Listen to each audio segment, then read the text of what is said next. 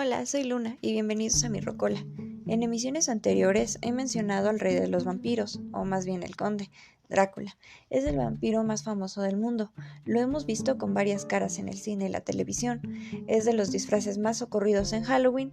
Incluso lo hemos visto promocionando cereal, sin contar la infinidad de parodias o referencias a su personaje en la cultura pop. Pero ¿cuál es el origen de esta superestrella vampírica? Los invito a seguir escuchando. La primera aparición del conde Drácula fue en la novela de Bram Stoker del mismo nombre, publicada en 1897, y desde entonces no se ha dejado de imprimir en diversos idiomas. Si bien en su momento la obra se vendía, no fue del todo redituable para su autor. Todos conocemos al Drácula de capa y amplios colmillos. El Drácula de la novela es un anciano con aspecto repulsivo y un vampiro con características del folclore europeo oriental. Y si bien Stoker nunca viajó a Transilvania, sus descripciones son muy precisas y detalladas gracias a sus amplias investigaciones y a la lectura de la obra de Emily Gerard, quien fue escritora y folclorista especialista en Transilvania y sus leyendas. Otro elemento que influyó en la creación de este famoso vampiro fue la figura de Vlad Tepes, o Drácula, o Vlad el Empalador, historia que encontró Stoker durante sus investigaciones y que le impactó de gran manera. La novela comienza con un Jonathan Harker yendo a trabajar para el conde Drácula, atravesando Europa y encontrándose con el folclore que le advertía no ir al viejo castillo. Sin embargo, su razón y deber le hacían ir a encontrarse con aquel conde, para el que trabajará durante varias semanas, descubriendo su naturaleza vampírica y sus intenciones de ir a Inglaterra. La historia continuará desarrollándose entre diarios, cartas y testimonios que narrarán cómo es que Drácula llegará a Inglaterra, poseerá a Lucy, la amiga de Mina, quien a su vez es la novia de Harker. Lucy no podrá salvarse de la sed de Drácula y terminará muriendo 2 veces, una como humana y otra como vampiro. Y entre amigos, o más bien pretendientes de Lucy, el Dr. Van Helsing, Harker y Mina, buscarán deshacerse de Drácula para salvar sus cuerpos y almas. Así la historia original. Aquí no hay una relación amorosa entre Drácula y Mina, eso será invención de Coppola principalmente. En esta novela, el realismo que proporcionan los testimonios fue algo novedoso para la época. Los personajes están tan bien detallados que uno los toma por personajes de carne y hueso. Los protagonistas son racionales y se enfrentan a un ser sobrenatural. Así se enfrentarán ciencia y folclore. Hay grandes detalles respecto a los medios científicos de la época, como la hipnosis, que se encuentra con elementos de la superstición como lo son los amuletos del ajo.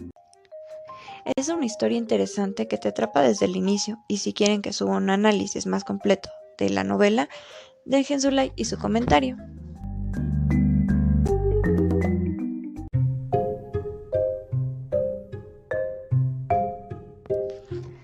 La primera vez que Drácula salió de las páginas de la novela fue en 1995, en la obra de teatro Drácula el no muerto, dirigida por el mismo Stoker. La primera adaptación cinematográfica de Drácula fue Nosferatu de 1922, en blanco y negro e insonora, de origen alemán. Si bien la película fue un éxito en su época, no contaba con la aprobación de la viuda de Stoker. Y aunque se le cambiaron los nombres a los personajes, la viuda demandó al director F.W. Murnau y, al perder el juicio, casi todas las copias fueron destruidas. Años después, en 1979, con las copias restantes, fue rehecha plano a plano por el director Werner Herzog. Ambas películas tienen como protagonista al conde Orlok, quien es un ser grotesco y monstruoso que refleja muy bien la idea de que el vampiro era un monstruo.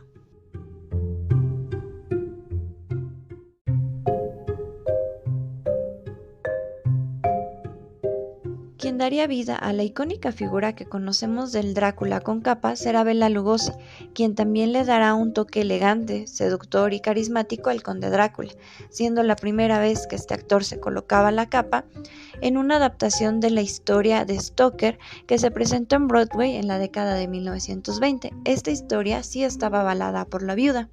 Ya en 1931 daría vida al conde Drácula en el cine y realizaría un par de películas más encarnando al vampiro, y falleciendo en 1956. Sería enterrado con la capa del personaje que le daría fama en Hollywood.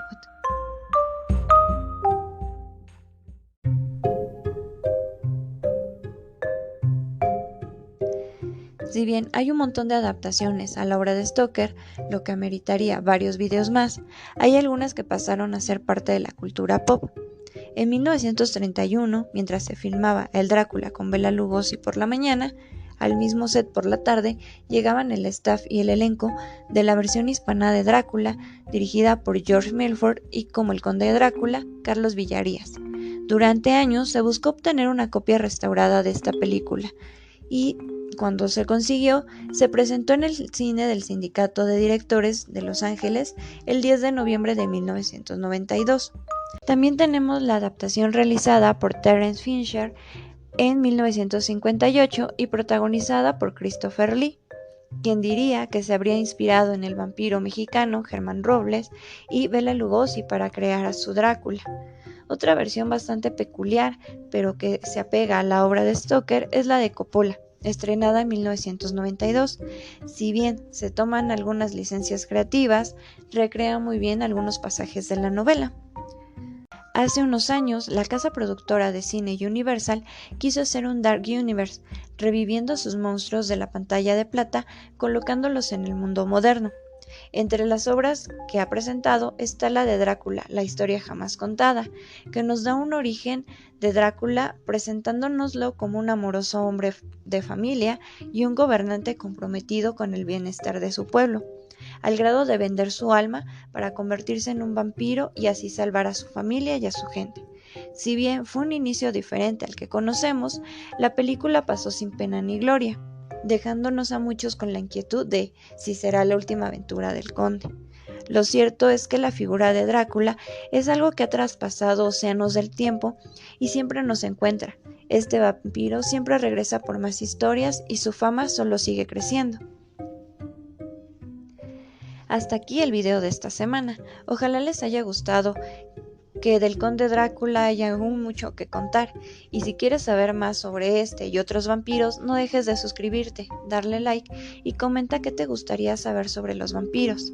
Yo soy Luna, te invito a seguirme en mis redes sociales que aparecen en pantalla y que tengas dulces pesadillas.